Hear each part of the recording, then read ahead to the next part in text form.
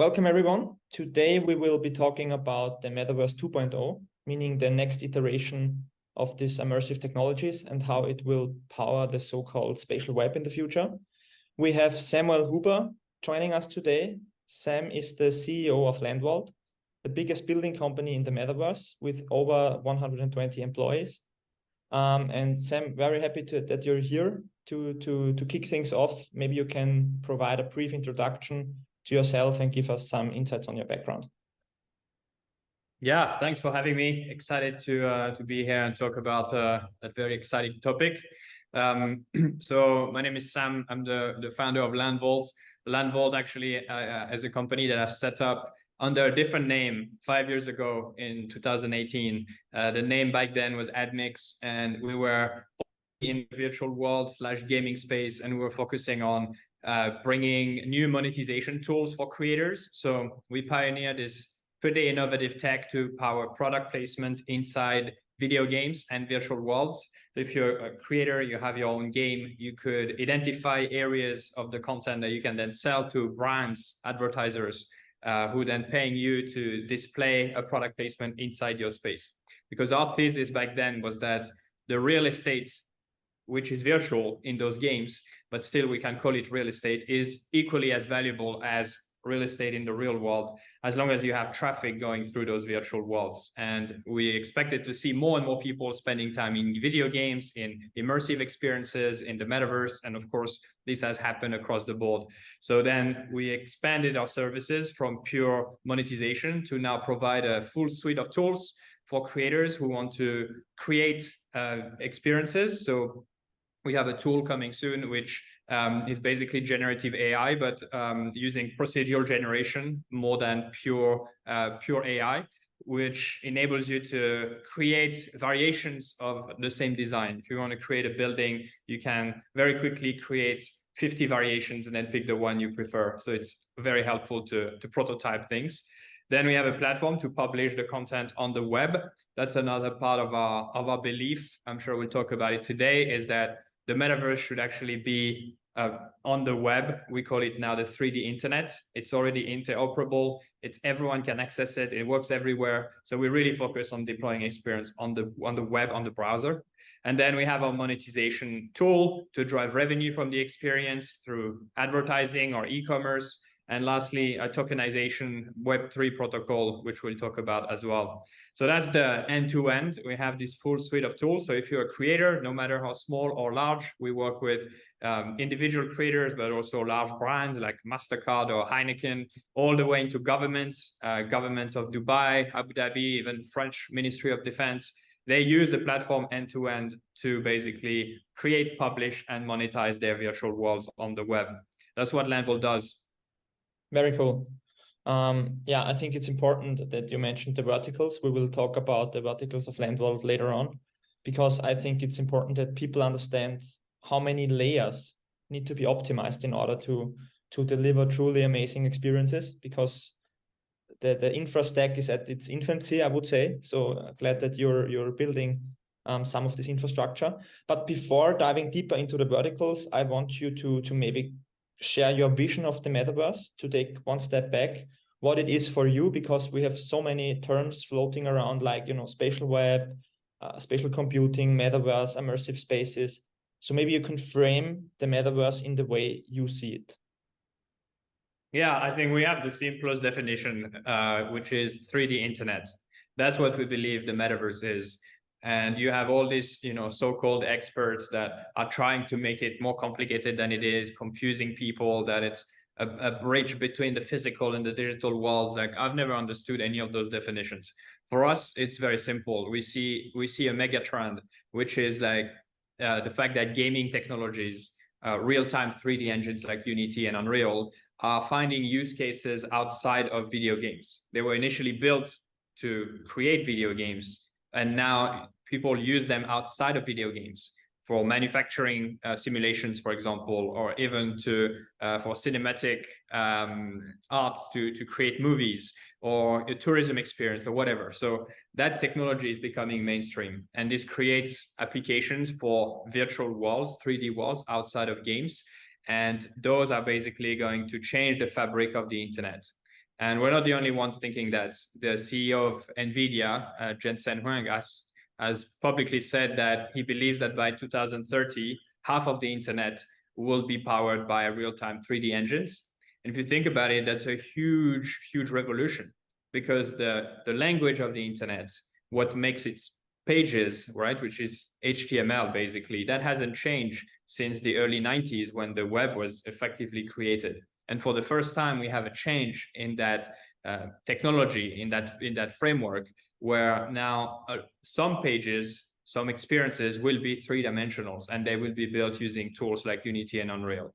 So this is basically changing the way that the internet exists, and it won't obviously replace everything, but it just means there will be another layer of experiences that you can access in 3D. And the opportunities that it creates are massive, because when you change the fabric of the internet, you also change all the tools, the infrastructure that are needed around it. For example, how are you going to monetize these experiences using advertising? You won't be able to just put a Google AdSense tag in a 3D world. It won't work. If you want to sell a product, Shopify won't work. If you want to measure what is happening in 3D, Google Analytics won't work. If you want to deploy the content, you can't do that on WordPress. So all these tools that currently support the web are going to need to be rebuilt and adapted to this new frontier, this three-dimensional frontier. And this is what Landvault is building. We see that change. That's our thesis, that this is happening at scale, and we're trying to build the infrastructure to accelerate it.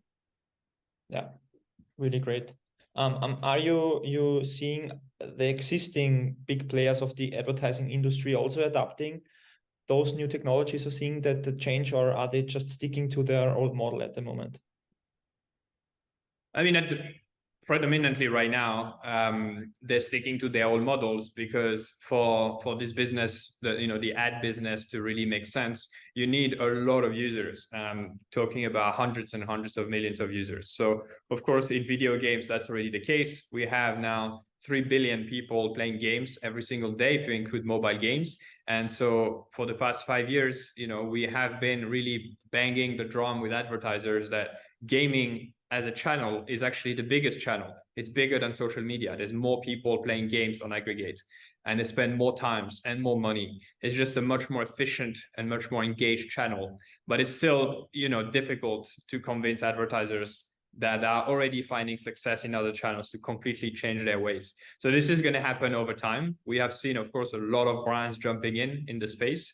And over time, we really believe that this is going to be a new channel for advertisers. Yeah, definitely.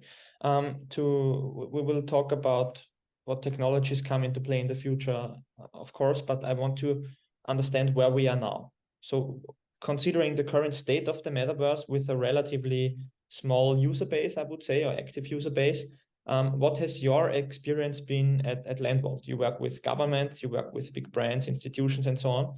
So my question is, what are they building today? How are they approaching this space? And especially, what are they aiming for with what they are building in the future?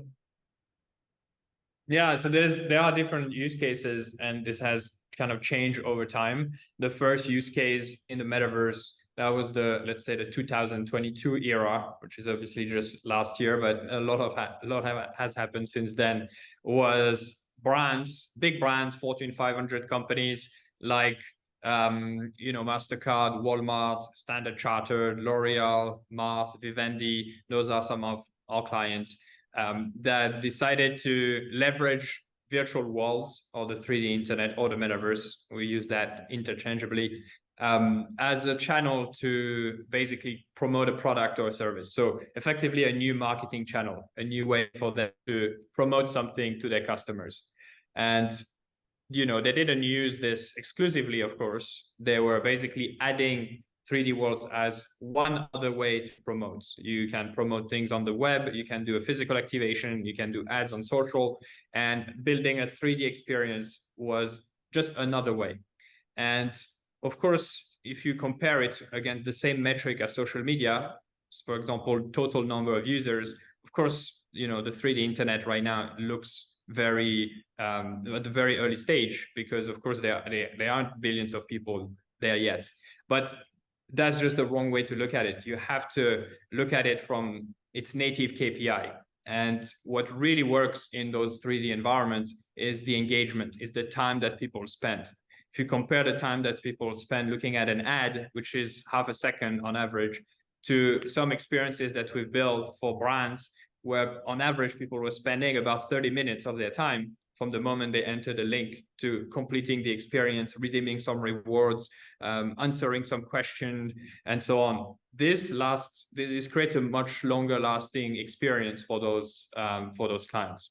Yeah, you know, it's something that you would remember. It's something that if you spend 20 minutes or 30 minutes in an experience for Heineken, for example, and you don't have to be a beer drinker, you still remember the brand. There are still fun things. There's things that it makes you feel, that you remember. And if it's engineered properly, it would create that long-lasting effect. And of course, over time, trying to build that brand affinity in a way that just simple ads just do not, and even TV ads do not, because we became blind to those type of experiences. So in that regard, it was very successful. Actually, we have a lot of clients that are coming back.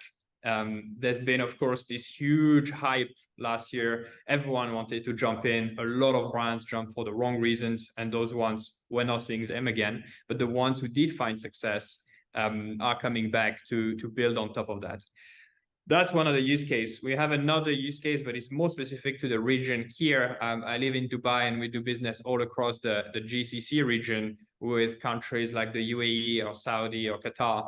And those are really focused on the tourism vertical. And they are seeing that the best way to promote a new real estate complex, maybe a new hotel, a new island that is created, or a new service, a new building, whatever, is to create a 3D representation of it, sometimes even before it is built, to give people a taste of what the experience could look like, or to entice investors to actually see the region in action, to excite people, and overall to just create that experience of that sense of presence, that sense of understanding how the experience will be like. Imagine if you could browse the top floor of a hotel, and you get to decide if you want this room or that room, and you can actually get inside it, see the view from there. It's much easier to do in 3D than from simple pictures. And so that's another use case that works really well here. And that's actually today the fastest growing segment for the 3D internet. Yeah, definitely. Totally agree. In our second part of our discussion, I want to talk a little bit about intersection of technologies, because for many people, including me, the metaverse is like the end game where everything comes together, a lot of different emerging technologies. So starting with VR and XR, mixed reality, what, in your opinion, is the role of those technologies in the intersection with the metaverse? Do you think it will be just for, you know, the ultimate experience for a small user base, or that those glasses will find its way into the mass market and will be kind of a new iPhone moment or something like that with that devices? Yeah, so the first thing is to really distinguish the metaverse or the 3D internet, which is the content network, from the device, which is a VR headset or, you know, a phone or a desktop, right? The 3D internet, just like the internet, is just this network of content, and you can use any device to consume it. You can see a website on your phone, but also on your desktop and even on your TV. And for the 3D internet, it would be the same. You'll be able to access the experience on your phone, and it will look like a game. It's 3D, but projected on a 2D screen. Same on your desktop, on your TV. What's exciting about the VR headset or the Vision Pro is that you'll actually get to have the sense of 3D. It won't be 3D projected on a 2D screen, but you'll be immersed in that experience. Now, having been in the space since 2016, initially with my previous company, AdMix, doing the in-game advertising, we were also supporting VR publishers, creating actually one of the first business model for them. But the hardware adoption has always been really difficult. And even though it's growing, it is more similar to the second case that you said, which is that it's going to be a niche product for power users that really want the best experience, the best immersion.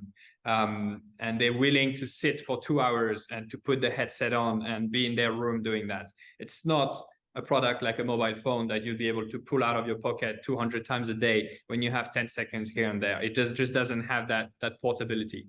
So I see VR headsets a little bit like the cinema in a sense.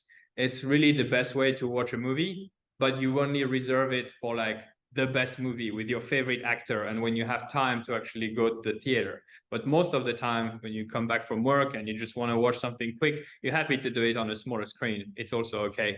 And I think for VR, this is going to be basically what is going to happen is the best experiences, maybe once a week or a couple of times, you'll spend time, you invest time to get into it. But I just don't see that becoming a part of our daily lives. I think for that, we would need to see a much, much smaller form factor. And also just the feeling of being isolated from others is not really something that is easy to do in practice. So that's what I see, at least for the foreseeable future, that this is going to be how this is working. So for us, we do not build anything specific for VR. VR is just kind of the ultimate experience. But I suggest for everyone building in the space, you really do not want to be dependent on the hardware adoption because it always takes longer than expected. Yeah, fair points. What do you expect from the Apple Vision Pro? Because you said the isolation is a topic, but Apple wants to tackle exactly this with this mixed reality stuff, right? That your environment is the real stuff and there are overlays with digital content. Do you think that maybe the third iteration of this device could maybe be thinner because the processing power, as I at least researched, is they want to outsource a lot of the processing power to the phones because the iPhones have a lot of GPUs, and many people think that this is because they can make the glasses thinner because they outsource the processing power. So what is your expectation of this device, how it may change the industry or the game? Yeah, I think that's right. I think obviously the first one has been named Pro, so they could put pretty much any price tag, and this is not a consumer device. This is going to be used by super fans and people who really want to try it, or enterprises. I think over time, of course, it's going to become smaller. As you said, the power could come from the phone, which would give them a huge advantage because no one else, Android maybe, but really no one else. Meta certainly doesn't have that ecosystem around the glasses, which would give Apple a huge advantage. I think the main thing and why people got really excited is not just that the form factor looks a little bit more sleek than a Meta Quest, but it's also the use cases. As opposed to showing use cases like Meta shows, which is playing ping pong in your kitchen, because it's very much centered around gaming, which is cool if you're a gamer, but it's really not something that you would do every day. And so it almost feels like I don't really need to play ping pong in my kitchen, right? This is not a core need that I have. And similarly, the Microsoft HoloLens was generally showing really technical content, like putting apart a turbine in 3 dimensions. And again, for most people, it also felt a little bit foreign. But Apple brought use cases like watching pictures on a bigger screen, which is something you already do, it's just better, or watching Netflix right in front of you, or doing things that you already do, and you do it using your fingers. You don't have to have those controllers. So they made it more like an evolution of something you already do, as opposed to a revolution and creating new behaviors that you might not need at this point. So I think it's that familiarity that they really managed to show through the experience. They don't really focus on 6 degrees of freedom. A lot of people actually like to sit down and just spend some time relaxing and looking at things instead of trying to make them active. So I think they went from, even though it looks even more futuristic, I think actually they went for more like an evolution of the phone, a more immersive version of the phone, rather than trying to create new behaviors. And this is why people are excited. So overall, I think it's super exciting. I think it's definitely putting immersive content and immersive tech, on the map. This can only accelerate the growth of the 3D internet, and it's about time that we see a revolution in the space. So that's a very exciting moment for sure. Yeah, definitely. The intersection I want to discuss is AI and metaverse technology, because I think a hurdle today is that companies have to pay a lot of money to get into the metaverse or to create their experiences. So this is something where probably AI could help, as you said. Yes. What are you doing in that space, and how do you think it will evolve over the next 5 years? Yeah, I think you nailed it here. If we really want the 3D internet to grow as fast as the internet and to have billions of users and hundreds of millions of transactions happening and really create a new digital economy in 3D, we need to accelerate the creation of these worlds. Right now, there is, I think, it's literally a couple thousand virtual worlds that exist, virtual experiences for brands that I mentioned. And a lot of them, actually, I think 12% were built by Landvault. So it's a small market. If you look at the total amount of virtual experiences that exist, including the likes of, Sandbox, Decentraland, like actual experiences that are live and that actually work. So it's still small. And the main reason for that is the time and the cost, as you said, that it takes to actually build something. Right now, you cannot just use a tool like you can on the internet to just drag and drop something and very quickly create a website or very quickly create an Instagram page. You can do that in minutes. If you want to build a 3D experience, we're talking about a month, and generally hundreds of thousands of dollars spent if you want to do it the right way. So at that rate, this will never grow fast enough to be a big enough market. So we need to cut down that time probably by a factor of 100. So that's something that you do in 3 months. You should be able to do it in a day. And generative AI is going to be one of the main catalysts to do that. It has to be one of those really revolutionizing technologies to get to 100x. It's not just a little improvement or an optimization. It's a revolution that is needed. And so generative AI will be one of the main catalysts to build experiences faster, to make them coherent, to basically be able to select amongst different templates, or maybe type, although I'm not a huge believer in prompt for 3D worlds. It's just too complicated, but it's more going to be picking from libraries of things, saying roughly what you want, which is a world with 10 buildings, and you can upload the style of buildings that you want.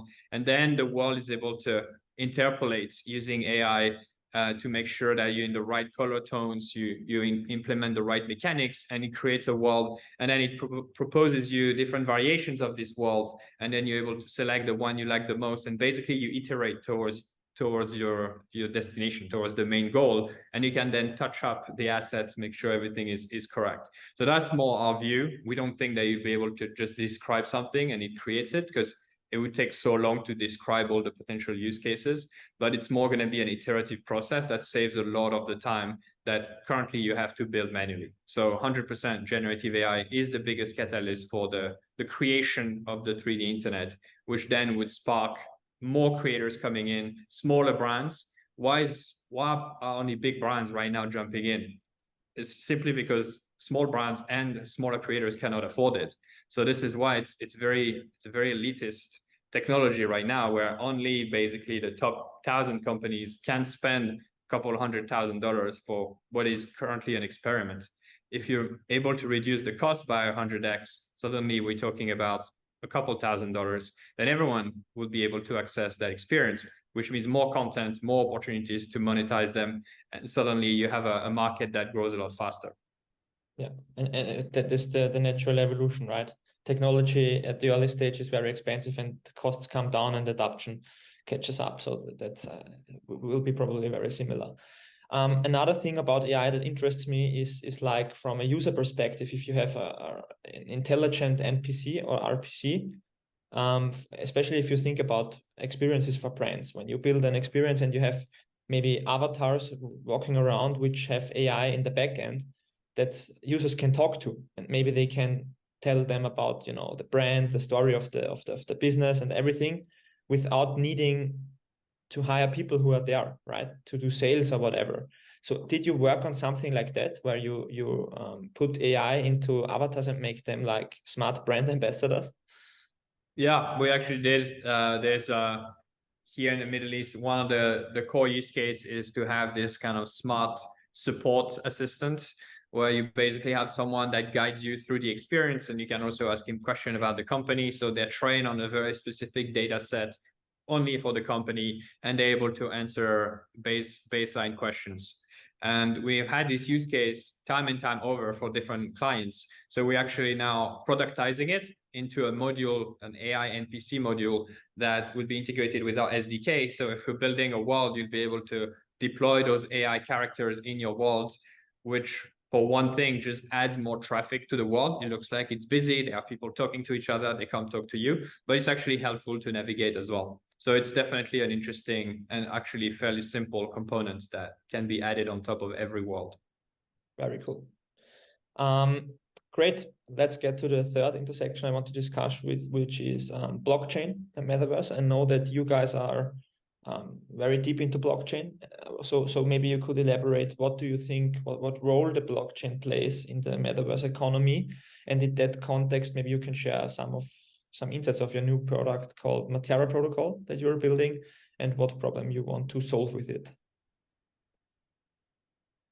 Yeah, absolutely. So we really, just like we see the gaming technologies as this macro trend underneath the 3D internet, what's really pushing it is that democratization of gaming technologies becoming mainstream.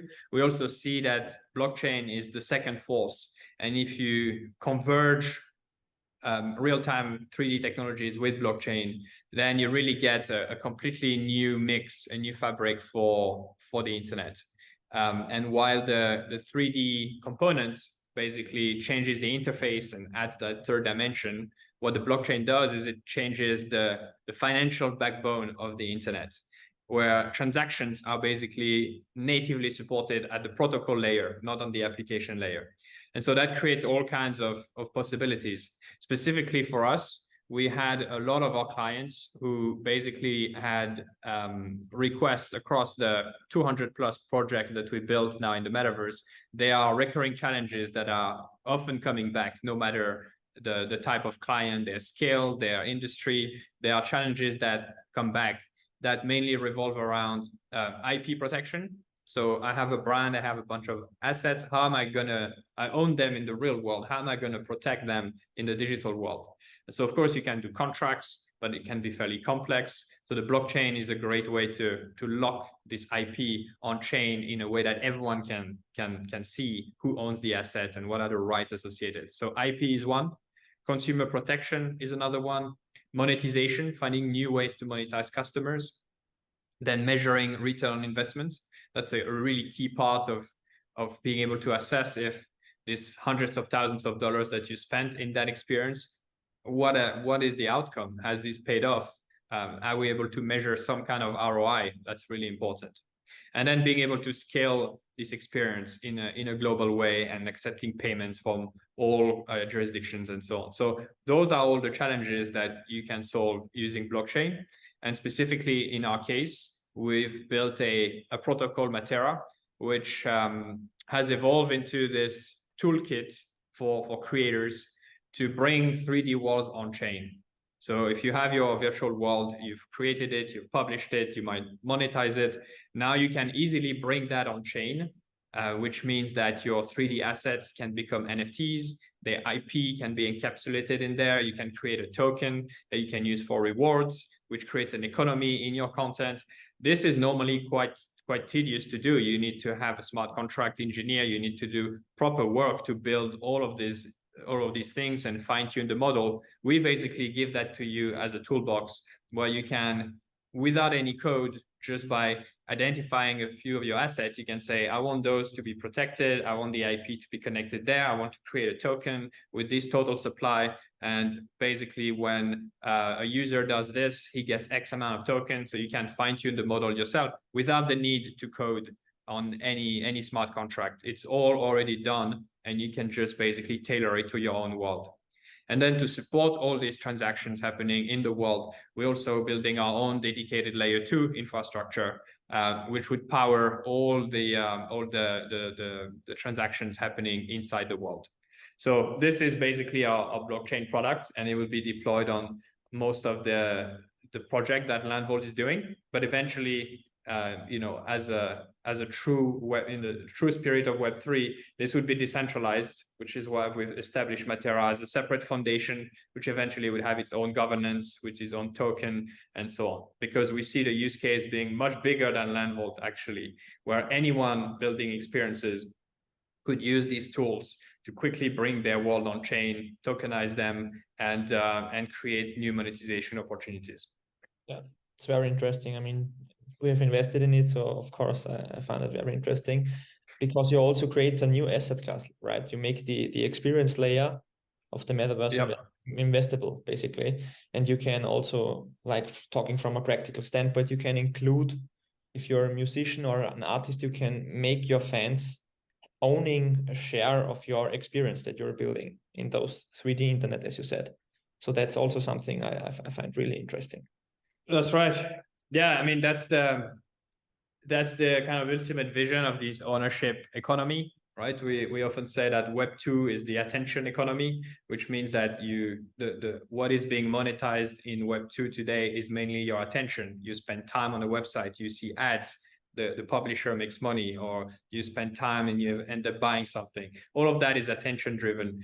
And in Web 3, we have the opportunity to create a new economy, which is called the ownership economy, where of course there's still the concept of advertising and e-commerce and so on, but because the content is tokenized, consumers can actually own a piece of the content that they like. So if I'm playing a video game and I'm spending time in this virtual world, which is generating revenue, and I quite like spending time there, I could acquire a few of the tokens that are connected to this piece of a 3D asset, and then I'm entitled to some rewards on the content, which is a revenue share with the creator. So anyone can become a kind of a co-owner or a stakeholder in this virtual world, so that when the world does well, the token holders also do well, and the interests of creators and consumers are aligned. And we've seen in Web 2, with what happened with Facebook, mainly on a lot of the data breaches, and YouTube when it comes to creator fees and so on, that quite often when the platform matures in Web 2, there is the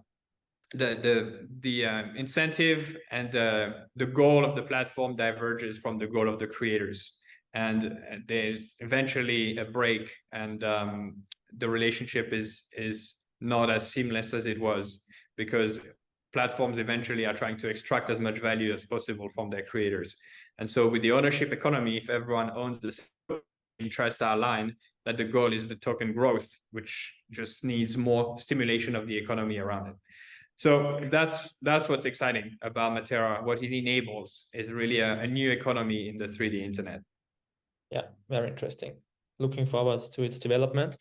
Talking about today, Sam, maybe you can give us a recommendation especially for businesses looking to leverage the metaverse already today, because I think many businesses understand that it's the future and want to get their first step in, but are very, unsecure how to start. There are so many different platforms and so on. So what would be a recommendation of yours, an expert, to get started today? What should they do? Yeah, the first thing is, I think there's two reasons why you would get started. One is, if you believe in the big vision that the 3D internet is the future of the internet, and you just want to make sure you don't get left behind, you're quite an innovator, and you want to jump in first, right? That's what we talked about before. But I think there is also a use case, even if you don't believe in that, or you're not quite sure, you want to see day to day what happens, there's still already today a tangible benefit of getting your brand or your business or your personal brand inside, let's not call it metaverse, but inside a 3D world. Think about all the channels that you can use to promote yourself, promote your product and services, from outdoor advertising to social media. There's just a lot of ways to reach customers, and you can think as 3D worlds just as another way to do that.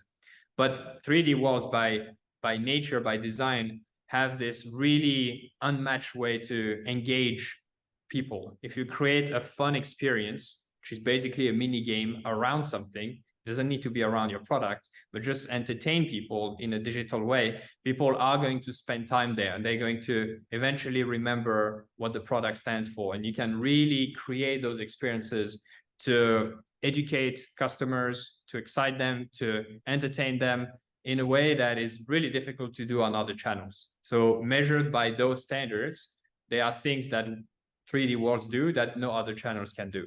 Of course, you're not going to be able to reach hundreds of millions of people or billions of people. That is not the metric that matters. For this, you have social media, for example. But if what you care about is the depth of the relationship and promoting yourself or your brand, your product, your services in new ways, then this is definitely the right thing to do. As to how to get started, there are companies like us, like Landvault, that provide a service from A to Z, where we help you refine concepts, and eventually you can use our platform to publish your content, or use our studio to build for you and then deploy the content on the web. So you get a link with a 3D experience, a 3D website that you can just share around on social media, on all the other channels, and start from there. This is actually much simpler than most people think, and is getting simpler every day because of all the new tools that companies are building to accelerate this 3D internet. Perfect. I wanna have your let's say near-term outlook, because as you said, in 2021 there was this ultra hype. Right after that, followed by a mega crash, I would say, because companies got into the market with the false motivation. But looking like over the next 12 months or something like that, what do you expect? What is your sense of the market? Because we have a lot of upcoming events, macroeconomically wise, crypto trends next year, the Apple headset coming. So to me, it seems like that the market is a little bit catching up again. People understand the meaning of the metaverse, and I really see a lot of brand experiences getting published recently. So to me, it feels like it's like, I would say, turning around a little bit. I don't know what your take is on that. Yeah, no, it is, and it's been following the Gartner adoption cycle, right, where you have this hype cycle. I think they call it the peak of inflated expectations, and this is basically when people think, "Wow, this technology is going to change everything for everyone tomorrow." This happened with the metaverse. Every brand jumped in thinking we need to be there tomorrow. Well, actually, you only need to be there maybe in 3, 4, 5 years. And so you have more time to really think about how should you appear in those worlds, not just be there for the sake of being there, because those experiences are not successful. No one wants to spend time in a virtual grocery shop, for example. Shocker, but no, actually people do not like to spend time there. But if the experience is good, if you can earn things, if you do things uniquely, then yeah, people are spending huge amount of times in some Roblox experiences, for example. So it's all about doing it the right way, and we've seen that with AI as well. Earlier this year, or at the end of last year, we thought it's going to take all our jobs tomorrow, but it turns out it's going to take a little longer than that, because actually ChatGPT is far from being perfect. There's a lot of things that it can't do, but there's a few use cases that it does really well. And so that's when the market comes back up, is to find those use cases, which are not everything, they're just a few of them, and then developing those use cases and eventually broadening up to others. So right now we see obviously marketing, but one surprise use case is really urban development, mainly in the GCC region, but we do have clients in Europe, like the French government, for example. And this is about promoting a new region, promoting new real estate, promoting new development, or a hotel or something exciting for customers. And we're seeing a lot of that in the region. So we're going to double down on those use cases that are working. But I think we are going to get, as you said, because of the markets picking up, and there's just a lot of green lights happening in the market right now, and little positive things that are happening that are eventually going to, I think, create an exciting couple of years. But the era of hype is gone. Now we're talking about the era of utility. So if you're building in a space, you better create real value for your customers. You better be able to measure them, which is why the analytics product that we have is one of the most important, because without measuring, you basically just making random bets without ability to measure success. You need to measure success, and this success needs to be competitive with other channels as well for the 3D internet to have a shot. So that's how we see things. Yeah, perfect wrap up. Samuel, thanks for sharing your insights. We appreciate your time as always and your thoughts on what is happening in the economy and also metaverse economy and also the future. Maybe we can run it back sometime next year and see where you got with your company. I wish you all the best and thanks for your time. Thanks for having me. It was great to chat.